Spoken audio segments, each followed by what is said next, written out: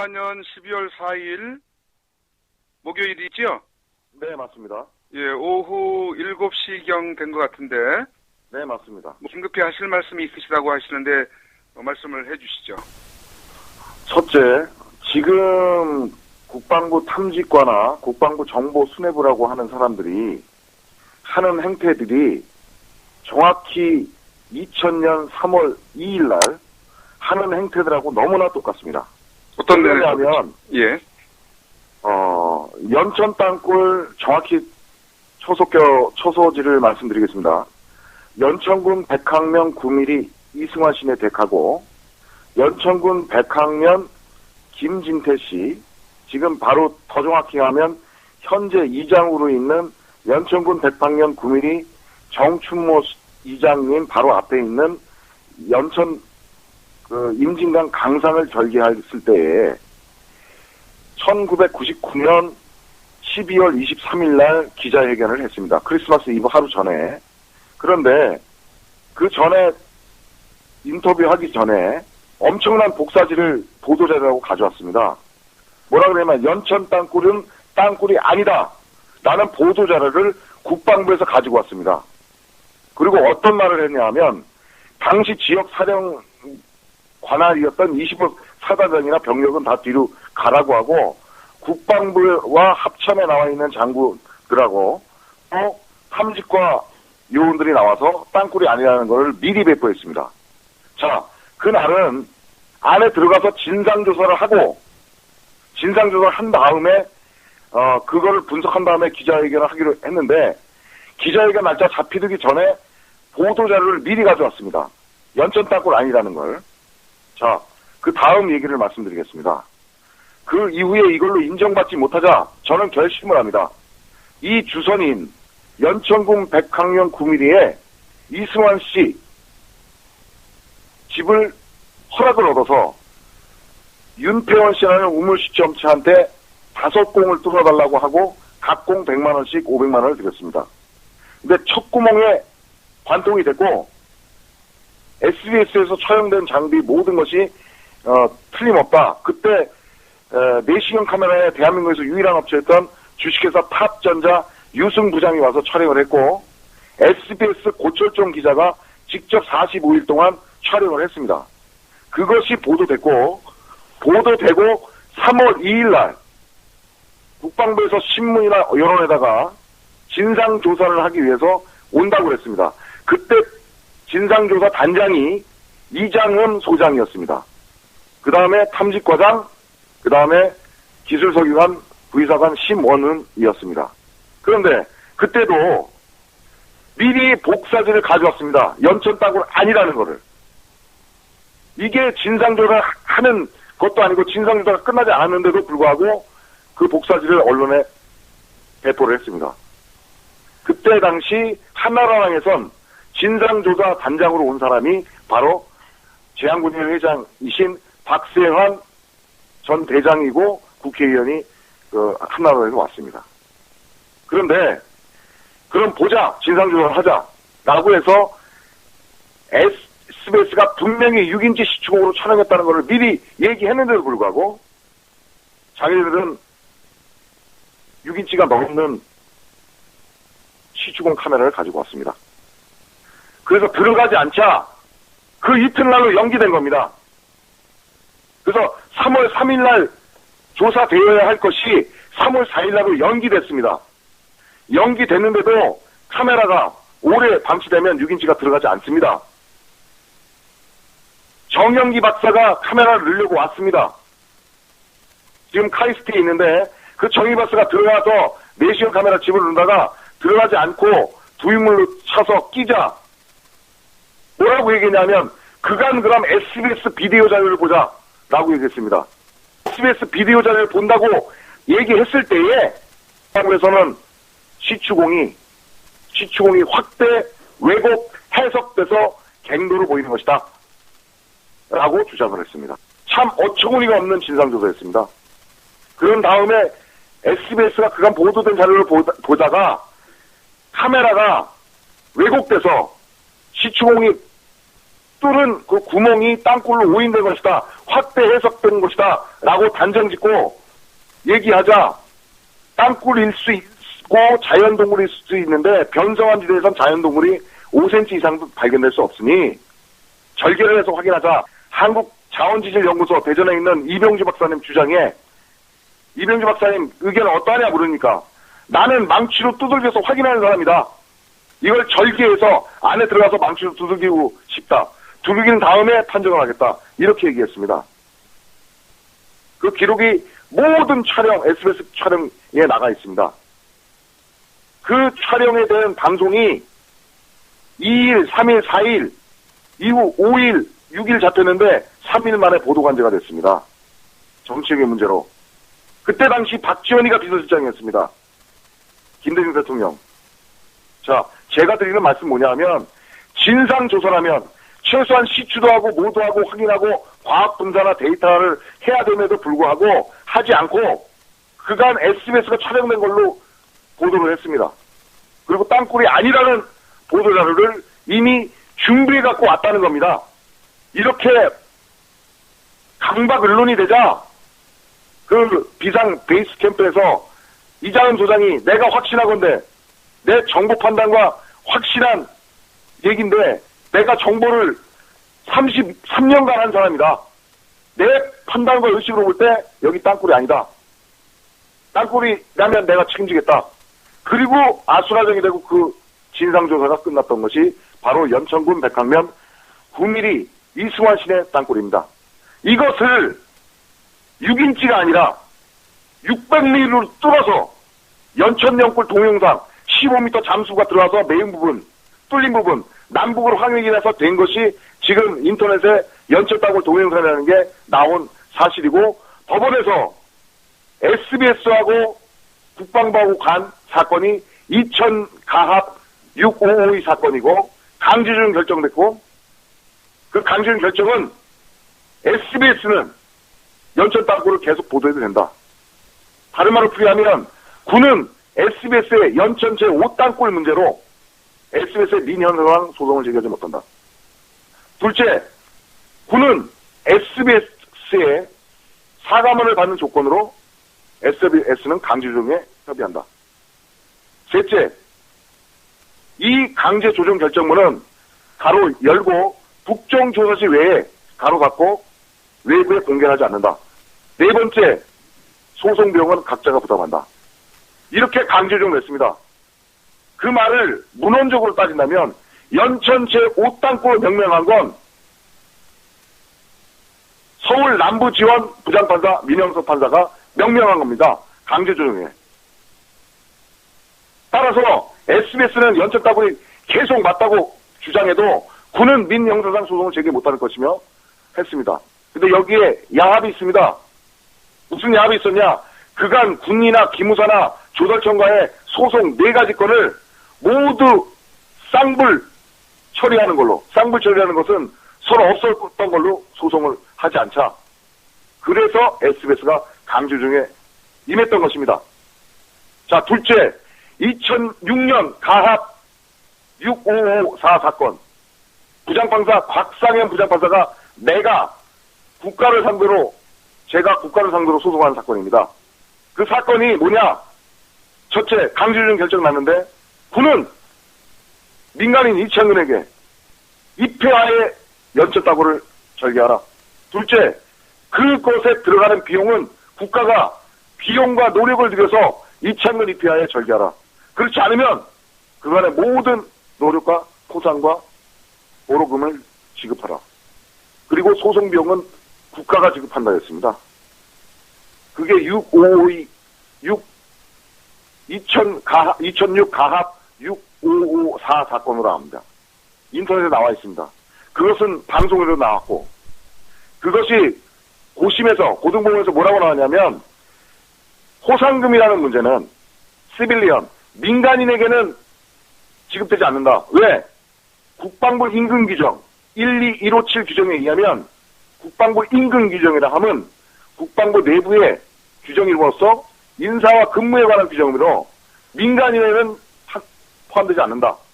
군인이든지 군속 공무원이든지 군무원이든지 또는 예비군이지만 상비군으로 훈련 중에 있는 자, 또한 특별히 군과 계약되어 있는 자, 장기든 단기든지 이 자에 한한다라는 내부 규정입니다. 그러니까 시빌리언은, 민간인은 포상 대상에서 제외되는 겁니다. 그래서 기각됐습니다. 고심에서.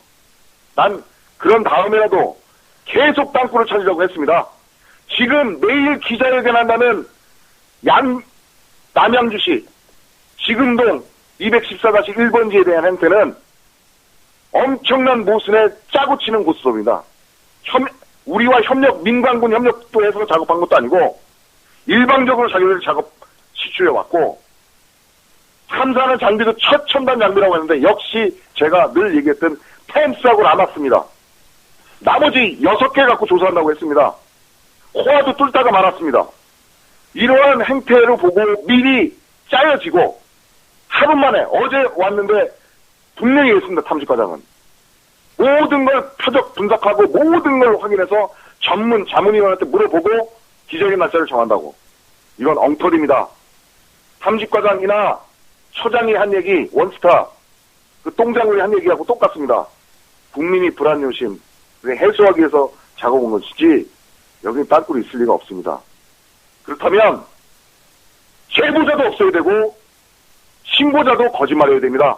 우리는 제보자가 있고 제보자의 무수한 제보를 듣고 우리가 왔고 확인했고 청음했고 모든 걸 했습니다. 국방부 탐지관 엉터리입니다.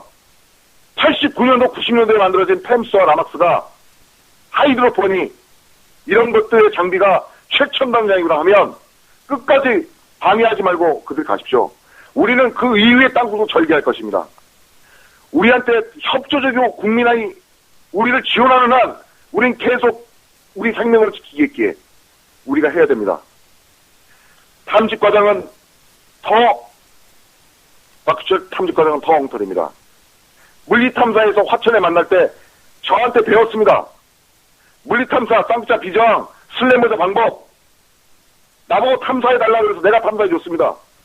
그리고 와서 물리탐사 자리를 내가 지정해줬고 물리탐사를 했습니다.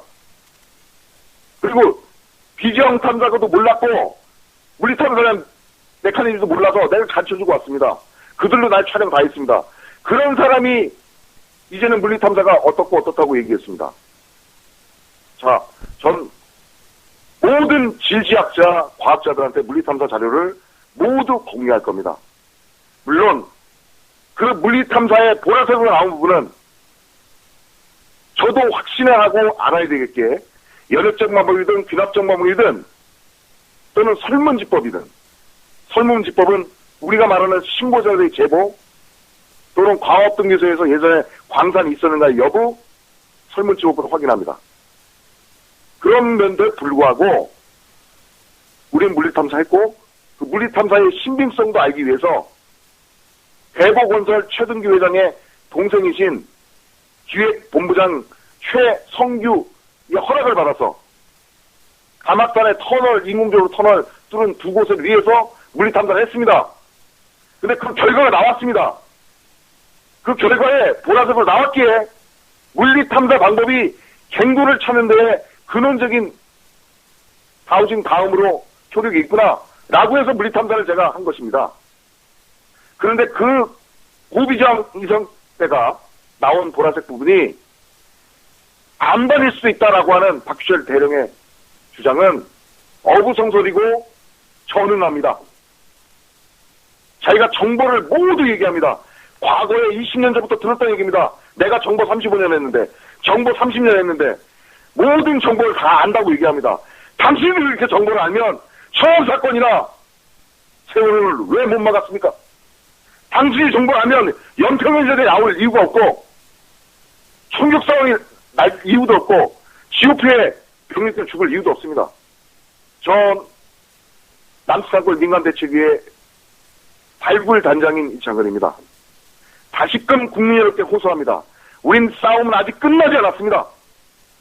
지금 현지에서도 절개작업을 하고 있고 이 위에 있던 양주 광사동, 동두천시 상패동, 연천백합 9mm, 백합, 주유소, 백령리 모든 걸 탐사했습니다. 수년 동안.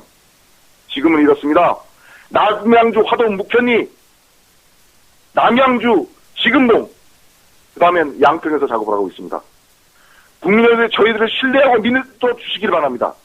군은 엉터리고 최소한 탐지권은 엉뚱한 일만 했습니다. 남친 따고를 막는 일만 했습니다. 아무것도 모릅니다. 최소한 박수철 대령은 물리 탐사의 메커니즘도 몰랐고 토모그래피 탐사의 메커니즘도 몰랐고 그걸 왜 땅굴에 적용시킬지도 몰랐지만 우리는 그걸 적용시켰고 우리는 인위적으로 판 터널에도 보라색으로 나오는지 우리는 실험까지 했습니다. 그 응용법이 나왔기 때문에 토모그래피 탐사를 하고 쌍글자 비전, 슬램 버전 모든 지구 물리학에서 하는 방법을 했습니다. 만약에 우리 민간 탐사자 예컨대 서울시립대 이수건 교수님 또한 고려대학교 이진환 교수님 그 다음에 우경식 박사님 그 다음에 자연연구소의 이명지 박사님이 이 세 분 중에 단 한 명이라도 우리가 조사하는 방법이 틀렸다고 한다면 다시는 땅굴 찾으러 안 할 것이고 국민 여러분께 호소하지 않겠습니다. 저들은 짜고 치는 고스톱이고 저들은 우리 현장에 왔을 때 이미 단정하고 온 조사였습니다. 그거는 자기들 상관이 불안한다는 문제인데 본질의 핵심에 해결하는 수준이 아니라 민원 해소형인데 그 해소형이 자기들에 대한 합리적 사고가 아니라 합리화입니다. 전 이들을 다 고소할 겁니다. 그리고 사법부가 독립된 대한민국에 법의 판결을 또 받을 겁니다. 이상입니다. 이창규 단장이었습니다. 여보세요? 네. 이제 내일 기자회견을 국방부에서도 하지 않습니까? 네. 우리 민간에서도 오전에 잡혀 있는 것 같고요. 네. 그러면 여태까지 탐사한 그 부분은 결과적으로는 땅굴을 발견하려고 한 그런 의지가 없이 했다는 얘기인데. 네, 그렇습니다. 그럼 결과적으로는 국력 낭비가 됐던 그런 상황이 되겠죠. 국력 낭비뿐만 아니라 국민을 또 속이는 겁니다. 그러면 그 민간 측에서 우리 한성주 장군님 측이나 우리 그 단장님 쪽에서는 그 군이 탐사하는 것만 그냥 의지하고 있었던 것은 아니었지 않았나요? 아니었습니다. 우리는 우리 나름대로 작업을 하고 있고 절개지를 오늘의 공표를 다했습니다. 그들이 부정할 걸 각오하고 우리는 절개를 강행을 했습니다. 그 장소는 오늘에야 공개를 했습니다. 그리고 신고가 들어갔고. 그거는 별개로 더 추진을 할 거고요. 네. 그래요. 일단은 뭐 잘 알았습니다. 이 내용을 국민들한테 공개를 하도록 하겠습니다. 네. 유튜브든 어디든 다 올려주십시오. 네. 그리고 언제든지 과학적으로 우리 과학자, 우리가 준비된 분들 예컨대 소리에 대해서는 한양대학교 오재영 교수님, 지리학에서는 이병주 박사님, 고려대 이진환 교수님, 서울시립대 이수건 박사님, 그 박사님들 중에 단 한 분이라도 이창근 단장이 주장하는 것은 땅굴하고 개연성이 하나도 없다라고 말씀하신다면 다시는 땅굴을 하지 않겠습니다. 그리고 전 이민을 가겠습니다. 이상입니다. 한 가지 더 여쭤볼게요. 네, 말씀하십시오. 어제 인천 부평 쪽에서 사시는 분이 제보가 왔는데. 네, 제가 오늘 확인했습니다. 네, 제가 확인했는데. 일신동 지역에 군 부대가 몇 군데가 밀집되어 있는 모양이던데. 예, 거기 탄약고도 있고 17사단이 있고 또 뭐 부대가 있습니다. 공수부대가. 그쪽으로 들어가 있는 땅굴이 들어가 있는 것을 우리 단장님께서는 좀 파악을 하고 계시는 건가요, 그러면? 네, 파악하고 있습니다. 4개 라인이 가고 있고 4개 라인이 이미 거기를 지나서 김포항으로 향하고 있습니다. 그러면 결과적으로 전국적으로 지금 땅굴에 대한 징후 제보들이 많이 그동안 왔었고 그 징후 제보들은 우리가 만들고 생산한 것이 아니라 그들이 국정원이나 아니면 경찰에 신고해서 해소되지 않고 계속 소리가 들리기 때문에 저희한테 제보를 주시고 저희한테 확인해달라고 요청해 온 겁니다. 그래서 우리가 온 겁니다.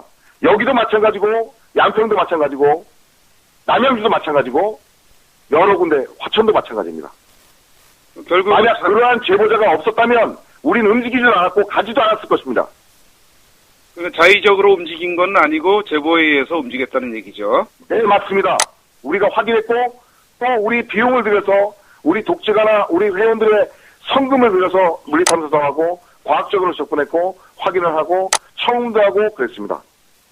그것을 연역적으로 다 나열했고 땅굴이 아닐 것이라는 귀납적으로 다시 되풀이를 했고 역산을 했고 그 다음에 제보자들의 상태가 어떤가라고 물었고 과거의 설문지법에 위에서 이곳에 과연 옛날에 땅굴이 있었는가? 일본 놈들이 예전에 탄광을 아연, 철, 은, 금을 찾으려고 인제나 또는 충청도 쪽에 많이 굴을 짧게 파놓은 게 많습니다. 근데 그것이 광업등록사업소에 등록이 다 되어 있습니다. 근데 광업등록사업소에 등록도 안 돼 있고 갱도 반응이 나타나고 물리탐지가 나타나고 GPR선에 나타나고 우리 ESP 5천 장비에 나타난다면 그걸 이상 지우고 또 청음을 씌워서 청음이 나타난다면 지하에 활동하는 것이 있을 것이고 그리고 새벽 3시에 열산 감지기를 거기를 쪼여서 레이저로 쏴서 열이 발열이 된다 그러면 반드시 이건 이상 징후다. 그 다음에 우리는 과학적인 조사로 물리탐사하고 토모그래피 탐사하고 절개에 들어가는 것입니다. 우리는 근거 없이 움직이는 것이 아니고 군을 비하하거나 하는 것이 아닙니다. 그러나 지금 확실히 알았습니다. 그들은 적을 이롭게 하는 이적 집단이고 이적 행위를 하고 있고 직무 얘기를 하고 있습니다. 그게 미필적 고의든 전부 고의든 간에 우린 법으로 소송을 걸 것입니다. 대한민국 내에 있는 그 땅굴, 북한이 판 땅굴을 관리, 감독하고 탐지하는 부서가 국방부 산하의 탐지과입니까? 탐지과가 예전에는 92년도까지는 이러한 문제점을 해소하기 위해서 김진영 육군참모총장께서 직접 지시를 해서 탐지처로 바꾼다고 얘기했습니다. 그러니까 원스타 보직이죠. 근데 우리 민간인들이 협조를 안 하겠다. 왜? 후평리에 있는 고천면 향산리 또 후평리에서 난 갱차 소리가 96m 그 다음에 또 68m에 처음이 된 자료가 있으니 절개해라. 절개해서 확인되면 우리가 국방부의 탐지처에 들어갈 것이고 절개 안 한다면 우리가 들어갈 이유가 없다. 그리고 거부했습니다. 그때의 리더는 정지용 씨였고 저는 그 다음이었습니다. 그리고 지금은 국방부 산하가 아니라 합참의 작전지휘를 받고 있고 소속은 육군본부로 되어 있습니다. 그러면 실무를 직접 관장하는 데는 일단 필드에서는 탐지과가 움직이고 있는 거네요. 탐지과가 움직여도 합참의 작전시 통제를 받고 있죠. 지휘를 받고 있고. 네. 분명히 어제 그 뭐라고 했냐면 김진호가 이런 말을 했습니다. 김진호 합참장이 땅굴 민원을 절대 6번에서 관리하지 마라. 합천 작전 통제권을 받아라. 직접 민원을 해결하지 말고 합천 작전실을 받아라. 그리고 김진호는 전군에 하달했습니다. 땅굴을 주정하는 민간 탐사대회를 지원하지 말 것. 이라는 전통문까지 보냈습니다. 아, 그게 언제 있었던 얘기입니까? 김진호가 합참의장이 있을 때였습니다. 심각한 발언을 했었네요. 네, 맞습니다. 이 지금 여기까지 얘기한 거에 대해서 모든 것을 유튜브에 또 참깨방송에 내가 공개를 다 했기 때문에 유튜브나 참깨방송을 확인하시면 될 겁니다. 법적으로 문제 있으면 저는 언제든지 처벌을 받겠습니다. 조사를 이미 고등검찰청 이상봉 검사한테 한번 받은 적이 있기 때문에 죄 안됨이 나왔고 모든 법원 자료들을 다 제출했고 확인이 다 됐습니다. 그 확인된 것이 벌써 2004년도 일입니다. 어제 그 탐지과장님하고 대화의 시간이 있었지 않습니까? 아니 말할 가치가 없어서 나왔습니다. 네, 그 발언 그 사람은 그 발언 중에서 정보를 많이 한다 그러는데 어디에 대한 정보를 많이 하는지 모르겠지만 땅굴의 정보에는 백치 수준이었습니다. 지금 단장님이 어제 그 얘기를 들으셨는지 모르겠는데 예. 탐지과장님의 그 견해는 1970년도 중반 이후에는 북한이 남침을 하기 위한 대남 땅굴을 파지 않는 것으로 그렇게 알고 있다. 이렇게 얘기를 했습니다. 거기에 대한 네, 견해는 저는 어떻습니까? 거시적으로 말씀드리겠습니다. 그 답변에 대해서. 대한민국 정규군이 대한민국을 막은 역사가 있습니까? 대한민국은 바로 직전에 대한민국 임시정부가 있었고 임시정부 직전에 대한제국이 있었습니다. 대한제국은 망했고 일본에 넘어갔습니다. 그런 것을 선열들이 세웠고 독립의병들이 세웠고 의병의 역사가 임정의 역사가 대한민국을 다시 만들었습니다. 그 이후에 정규군이 대한민국을 막은 적이 있습니까? 6.25 사변 때도 댄스 파티 직전에 있었던 걸 김종필 작전 과장이 그러면 안 됩니다라고 얘기를 했는데도 불구하고 휴가 내보내고 댄스 파티에 모든 전장병 30%만 보내야 되는데 70%를 보냈는데요. 그거 당한 거 아닙니까? 6.25 사변? 언제 국방부가 애초에 처음부터 초점하게 계획해서 작전에 성공한 일이 있었습니까? 방어한 일이 있었습니까? 역사적으로? 큰일하고 참담한 일입니다. 그리고도 아직도 자신만만하게 신성호 국방부 장관처럼 점심은 평양에서 먹고 저녁은 백두산에서 먹겠다는 얘기가 나옵니까? 그게 바보입니까? 군이 가지고 있는 첨단 장비라는 것이 89년도 90년대에 만들어진 팸스, 라막스, 지오골피, 하이드로폰 이런 것들인데 그거를 첨단 장비라고 속이고 국민을 우롱해서 되겠습니까? 더 이상 할 말이 없고 제가 드린 말씀에 대해서 모든 국민이 동조해 주시길 바라고 단결해야 됩니다. 내가 지킨다는 말로 단결해야 됩니다. 현장에서 촬영을 할 무렵에 네. 촬영 제지를 받았는데 그 이유는 뭐냐면 첨단 장비가 북한에 노출되면 안 된다 이런 얘기를 해서 죄송하지만 우리가 알고 있는 첨단 장비 모든 거 다 노출됐습니다. 다 노출됐습니다. 그들이 방어 안 할까요? 지하에서? 방어 다 합니다. 그거는 한마디로 개수작입니다. 대한민국 1120만 예비군이 대한민국 국군을 어떻게 바라보는지를 설문조사 해주십시오. 이상입니다.